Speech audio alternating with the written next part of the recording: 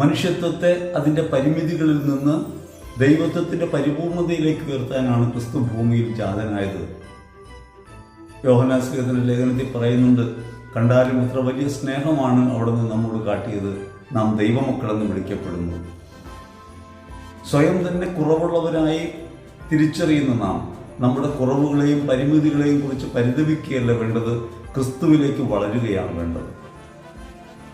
നമ്മുടെ സാധാരണ ജീവിതത്തിനകത്ത് അവനവനിൽ ക്രിസ്തുവിനെ കാണാനും അവരത്തിൽ ക്രിസ്തുവിനെ തിരിച്ചറിയാനും പഠിക്കുക വഴി ജീവിതത്തെ ക്രിസ്തുവിൻ്റെ സമ്പൂർണതയിലേക്ക് ഉയർത്തുക എന്ന ഉത്തരവാദിത്വം നമുക്ക് ഓരോരുത്തർക്കും ഉണ്ട്.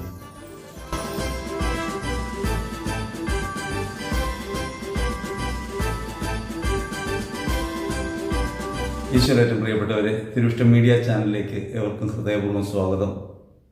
ഏവർക്കും ഈശ്വര കൃപയും സമാധാനവും. മനുഷ്യത്വത്തെ അതിൻ്റെ നീചാവസ്ഥയിൽ നിന്ന് സമ്പൂർണ്ണ മനുഷ്യത്വത്തിലേക്ക്, ദൈവത്വത്തിലേക്ക് ഉയർത്തുക എന്ന ദൗത്യവുമായിട്ടാണ് ക്രിസ്തു ഭൂമിയിൽ ജാതനായത്. വചനം മാംസമായി നമ്മുടെ ഇടയിൽ വസിച്ചു. യോഹന്നാൻ ശ്ലീഹ തൻ്റെ സുവിശേഷത്തിൽ 1-ാം അധ്യായത്തിൽ 14-ാം തിരുവചനത്തിൽ പറയുന്ന ഈ കാര്യം യഥാർത്ഥത്തിൽ എന്തിനു വേണ്ടിയാണ് സംഭവിച്ചത് എന്നതിനെക്കുറിച്ച് ഗൗരവമായ ആലോചന നമുക്കുണ്ടാകണം. ആ ആലോചനയാണ് യഥാർത്ഥത്തിൽ നമ്മിൽ തന്നെയുള്ള ദൈവത്വത്തെ തിരിച്ചറിയാനുള്ള മാർഗം.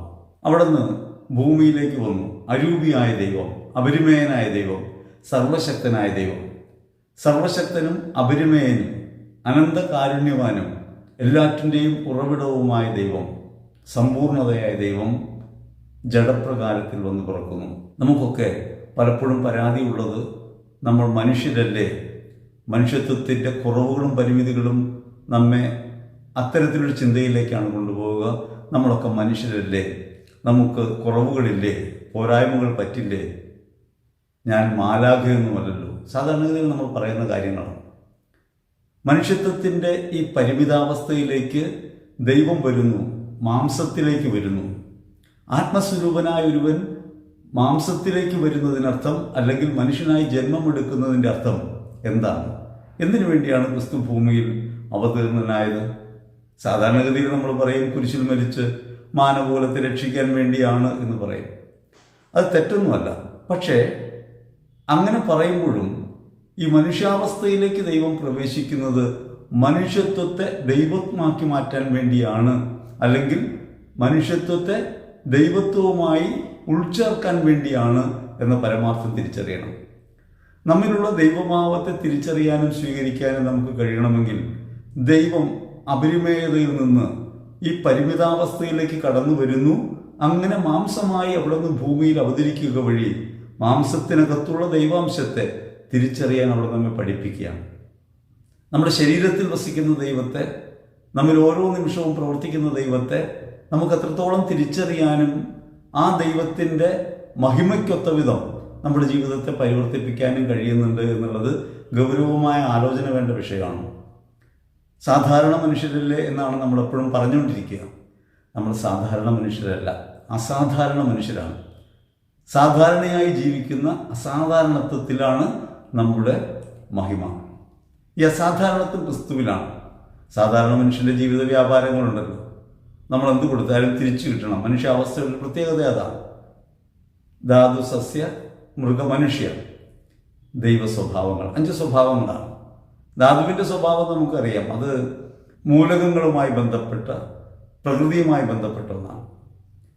രണ്ടാമത്തേത് സസ്യ സ്വഭാവമാണ്, അത് ഭക്ഷണം കഴിക്കുകയും വളരുകയും ചെയ്യും. നമ്മളതൊക്കെ ചെയ്യുന്നുണ്ട്. മൂന്നാമത് നമ്മൾ ജന്തു സ്വഭാവത്തിലാണ്, വൈകാരിക ഭാവം നമുക്കുണ്ട്. സസ്യങ്ങൾക്ക് വൈകാരിക ഭാവം പ്രകടമല്ല. പ്രകടമായ വൈകാരിക ഭാവമുണ്ട്, ചലിക്കുന്നവനാണ്, ഒരിടത്തു നിന്ന് മറ്റൊരിടത്തേക്ക് മാറുന്നവനാണ് ജന്തു സ്വഭാവം. വൈകാരിക ഭാവമുണ്ട്. ഈ വൈകാരിക ഭാവം ബന്ധങ്ങളെ നിർണ്ണയിക്കും. ആ ബന്ധങ്ങളൊക്കെ കേവല വൈകാരികതയിലാണ്. നാലാമത് നമ്മൾ കാണും മനുഷ്യ സ്വഭാവം. അത് സ്വാർത്ഥം കലർന്നൊരു സ്വഭാവമാണ്. നമ്മുടെ ജീവിതത്തെ സുഖകരമാക്കാൻ, നമുക്കിഷ്ടമായ വിധത്തിൽ ലോകത്തെ പരിവർത്തിപ്പിക്കാൻ മനുഷ്യന് കഴിയും. ഇത്തരത്തിലൊരു ലോകത്തെ സൃഷ്ടിച്ചെടുക്കാനാണ് എപ്പോഴും മനുഷ്യത്വം ശ്രമിക്കുക. മാനവികതയെക്കുറിച്ചൊക്കെ നമ്മൾ പറയുമ്പോഴും ഓർക്കേണ്ടത് അത് ചെന്നെത്തുന്നത് ഈ പരിമിതാവസ്ഥയിൽ തന്നെയാണ്. മാനവികത പ്രഘോഷിച്ച ആളുകൾ പിന്നീട് മനുഷ്യത്വത്തെ പരിമിതിയിൽ കൊണ്ടുപോയിട്ട് നമുക്ക് കാണാം. എമാനുവൽ കാന്റൻ മനുഷ്യനാണ് എല്ലാറ്റിൻ്റെയും അടിസ്ഥാനം എന്ന് പറഞ്ഞ് ജ്ഞാനോദയം ഉയർത്തിക്കൊണ്ടുവരികയും ഒടുവിൽ ആഫ്രിക്കയിലെ മനുഷ്യരല്ല എന്ന് വിധിക്കുകയും ചെയ്യും. ആഫ്രിക്കയിലെ മനുഷ്യരെ പോത്തിനെ തല്ലുന്ന വടികൊണ്ട് തല്ലണം എന്ന് പറയുകയും അവർ മനുഷ്യരായി പരിഗണിക്കപ്പെടാൻ യോഗ്യരല്ലെന്ന് കരുതുകയും ചെയ്യും. ദൈവത്വത്തിലേക്ക് വരുമ്പോഴാണ് അവരത്തെ സമ്പൂർണമായി സ്വീകരിക്കുന്ന ഒരു മനോഭാവം നമുക്കുണ്ടാകുക.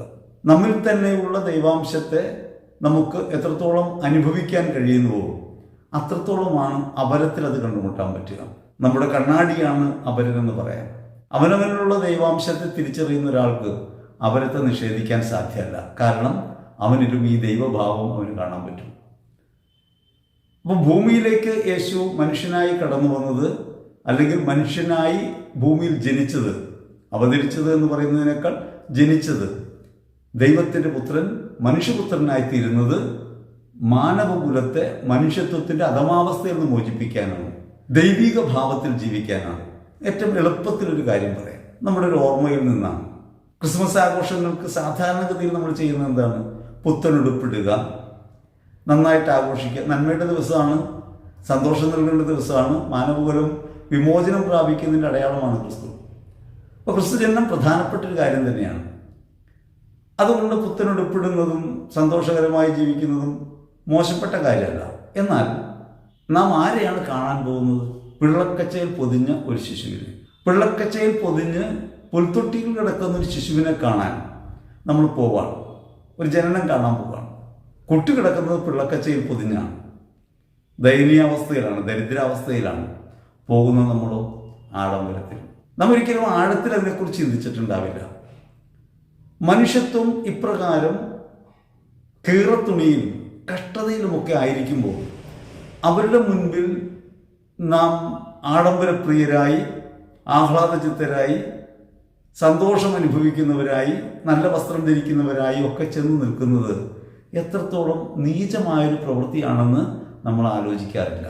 ക്രിസ്തുവിനെ അപരത്തിൽ കണ്ടുമുട്ടുമ്പോഴാണ് നമുക്ക് അവരനുഭവിക്കുന്ന വേദനകളെയും വിശപ്പിനെയും അവരുടെ കഷ്ടതകളെയും ഒക്കെ പ്രധാനമായിട്ട് തിരിച്ചറിയാൻ പറ്റുക.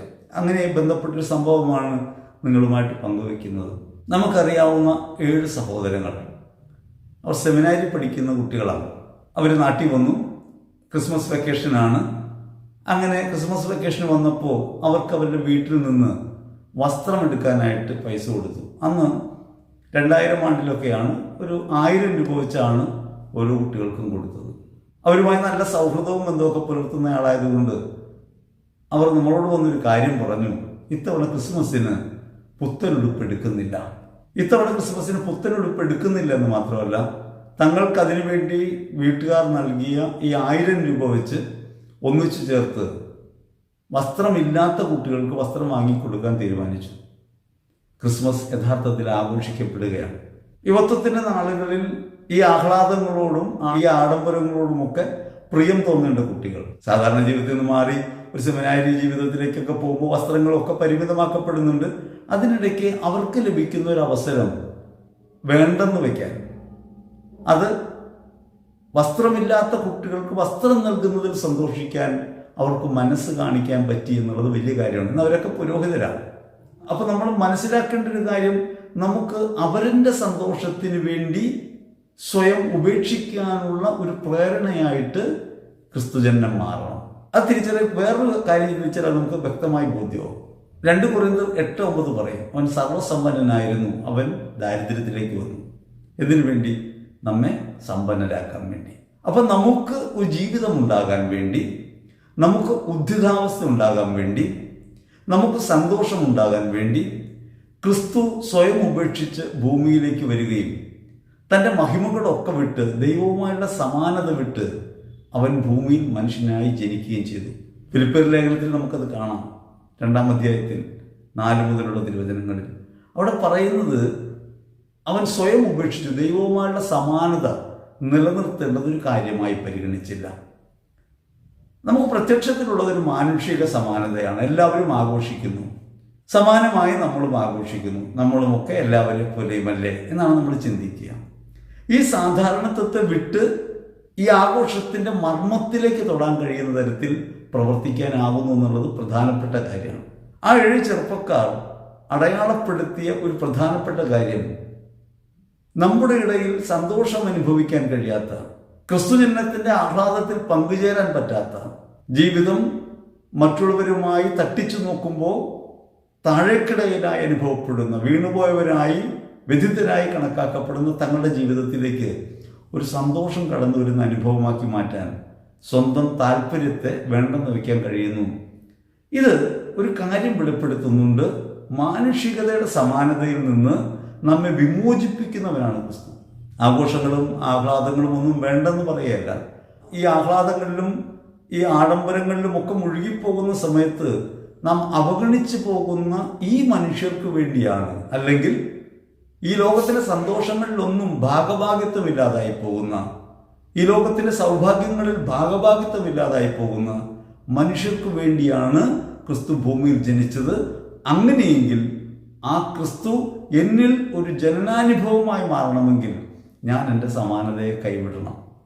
യേശുവിനെ അനുഭവിക്കാൻ എന്താണ് മാർഗം എന്ന് വെച്ചാൽ, നിരവധിയായ ധ്യാന മാർഗങ്ങളും രീതികളും ഒക്കെ പലപ്പോഴും നമ്മൾ കേൾക്കാറുണ്ട്. ഇങ്ങനെ പ്രാർത്ഥിക്കൂ, ഈ രീതിയിൽ ധ്യാനിക്കൂ, ഇങ്ങനെ ഇരിക്കുമ്പോൾ ദൈവാനുഭവം ഉണ്ടാകും. വാസ്തവത്തിൽ ഗോഡ്ലി ഫീലിങ്ങുകളൊക്കെ ഉണ്ടാകും, അനുഭൂതികളൊക്കെ ഉണ്ടാകാം. ദൈവാനുഭവം ഉണ്ടാകണമെങ്കിൽ ക്രിസ്തു മാർഗത്തിലേക്ക് ഇറങ്ങണം. അവിടെയാണ് യേശുവിൻ്റെ ജനനം ദൈവിക സമാനതകൾ വിട്ട് മനുഷ്യർക്ക് വേണ്ടി ആയിത്തീരുന്നതാണെങ്കിൽ, മനുഷ്യൻ്റെ സമാനതയിൽ നിന്ന് നാം എത്രത്തോളം നമ്മെ കൈവിടുന്നുവോ, എത്രത്തോളം ഈ സമാനതകൾ വിട്ട് അവരത്തിൽ ദൈവത്തെ കണ്ട് അവനെ ആരാധിക്കുന്നവരായി, അവനെ സ്നേഹിക്കുന്നവനായി, അവർക്ക് വേണ്ടി സ്വയം അർപ്പിക്കുന്നവനായി മാറുന്നുവോ, അപ്പോഴാണ് വാസ്തവത്തിൽ നമ്മുടെ ജീവിതത്തിൽ ക്രിസ്തു ജനനം സാധ്യമാകുക.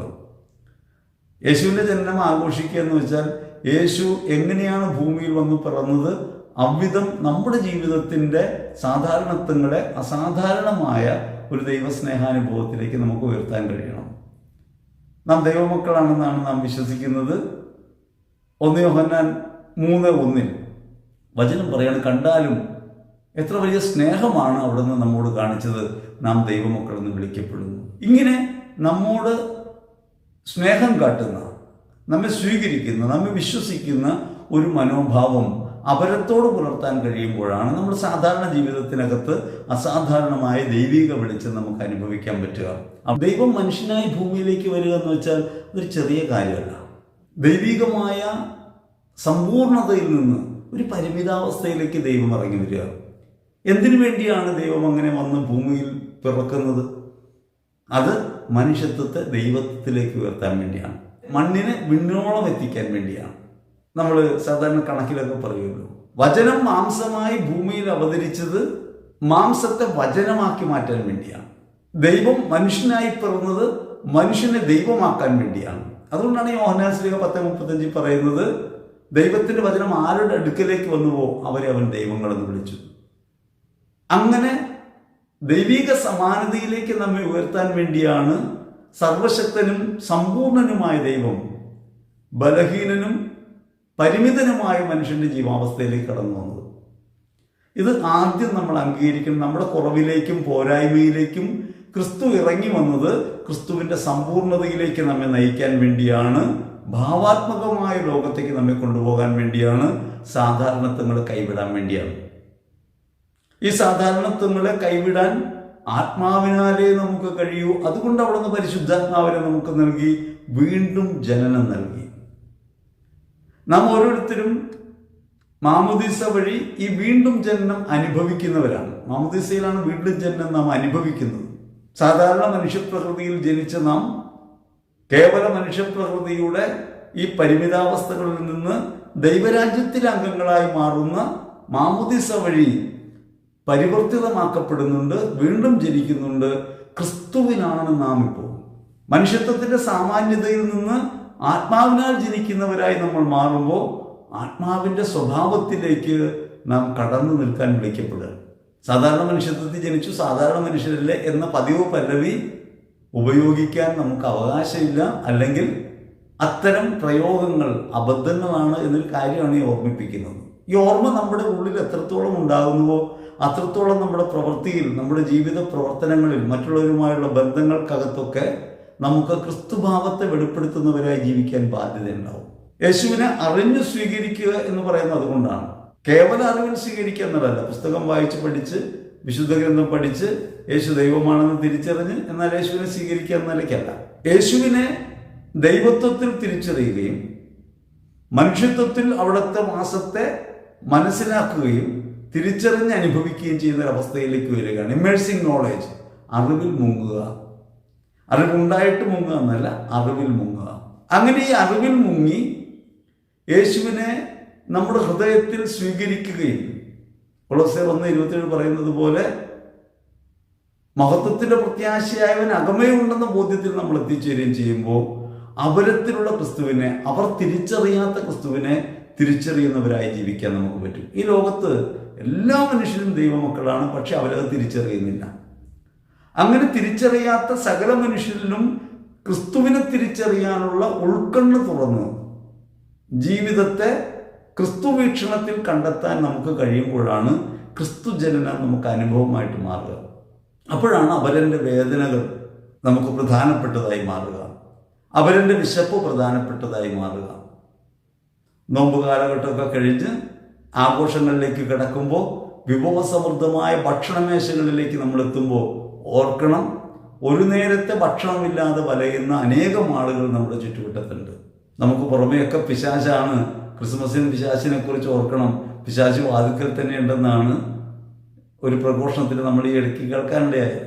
നമ്മുടെ വാതിൽ പുറത്തുള്ളത് ക്രിസ്തുവാണെന്ന് തിരിച്ചറിയാൻ നമുക്ക് പറ്റണം, പിശാചല്ല.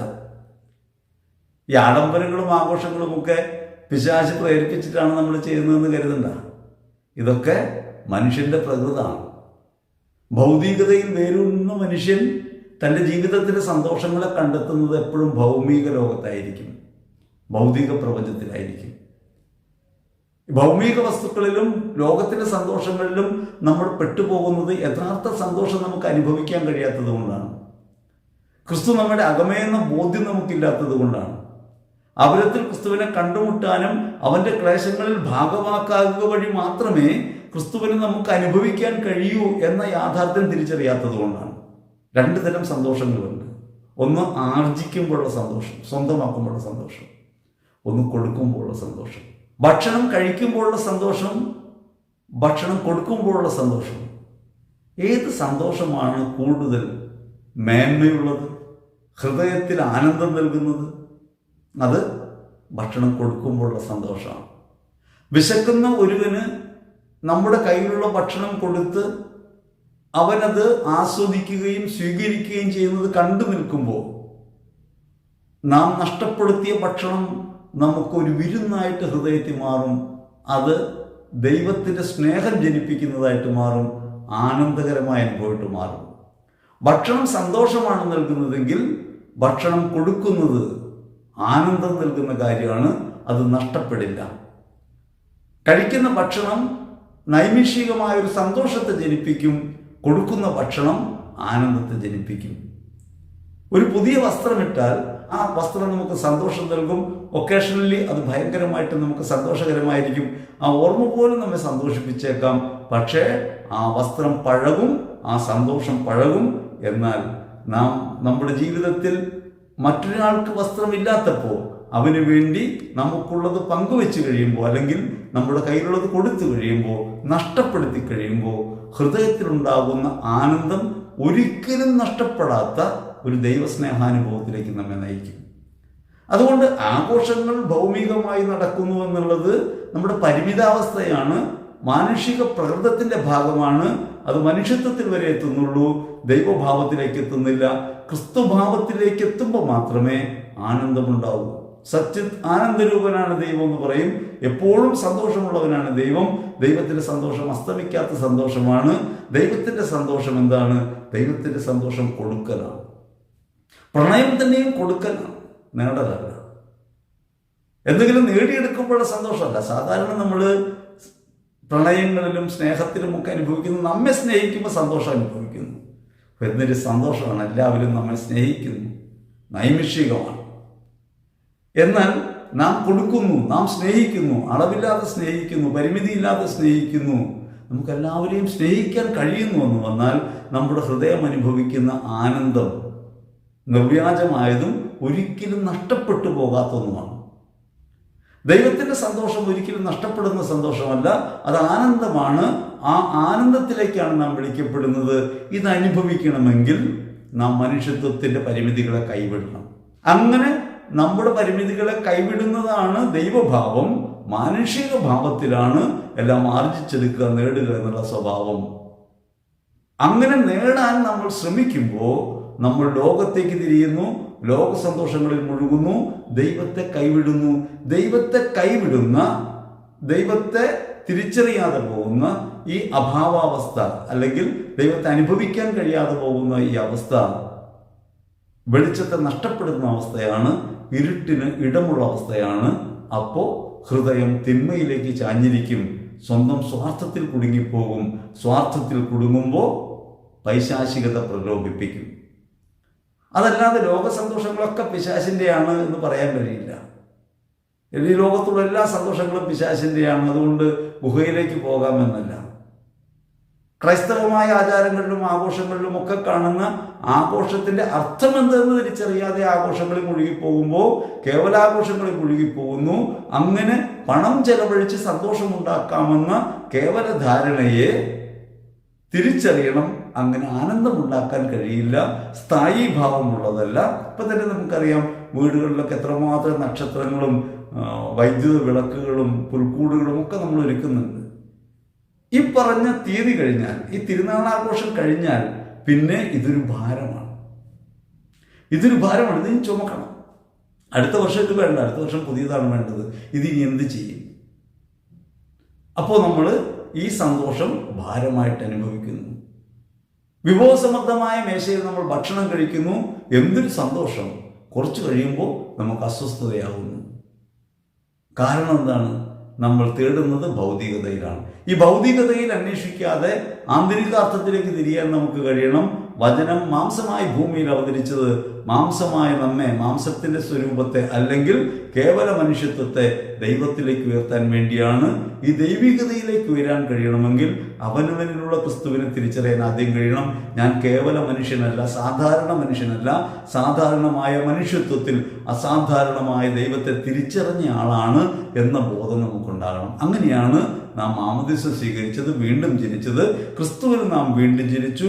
ആ വീണ്ടും ജനനാനുഭവത്തെ ഓർത്തെടുക്കാനും അനുഭവത്തിലേക്ക് കൊണ്ടുവരാനും വേണ്ടി ഈ തിരുനാളിൽ നമുക്ക് കഴിയുമ്പോഴാണ് ക്രിസ്തു ജനനാവസ്ഥ നമുക്ക് അനുഭവിക്കാൻ കഴിയുക.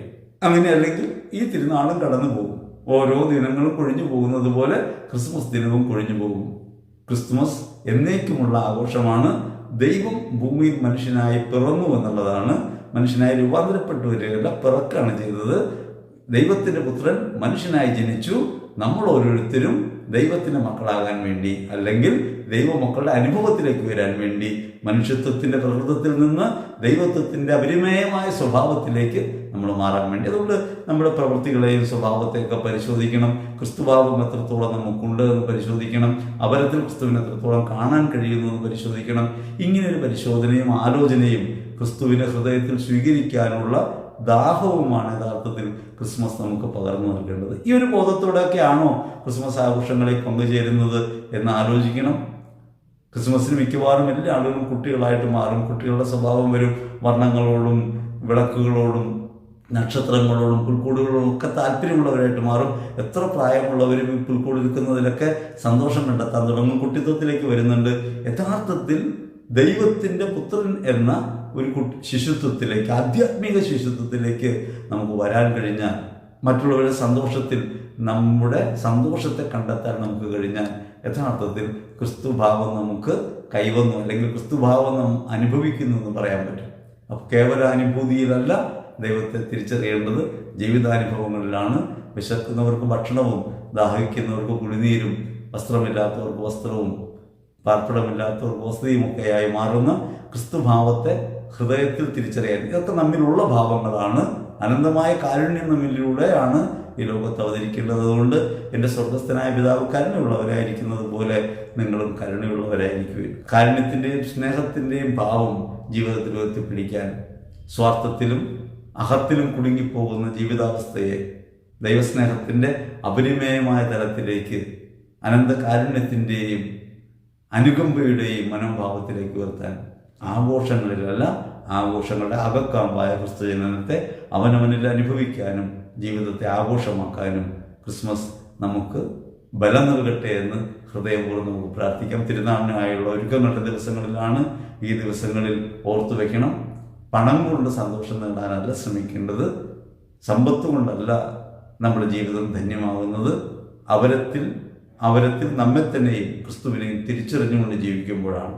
അപ്രകാരം ഹൃദയലാളിത്യത്തോടെ തിരുനാൾ ആഘോഷിക്കാൻ നമുക്ക് കഴിയട്ടെ. ആ ഒരുക്കത്തിലേക്ക് പോകാൻ നമുക്ക് കഴിയട്ടെ. എല്ലാവരെയും ദൈവം സമൃദ്ധമായി അനുഗ്രഹിക്കട്ടെ. എല്ലാവരിലുമുള്ള ക്രിസ്തുവിനെ തിരിച്ചറിഞ്ഞ് ജീവിക്കാൻ പരിശുദ്ധാത്മാവിൽ ദൈവം നമ്മെ സമൃദ്ധമായി അനുഗ്രഹിക്കട്ടെ എന്ന് ഹൃദയപൂർവ്വം പ്രാർത്ഥിക്കുന്നു. ആമേൻ.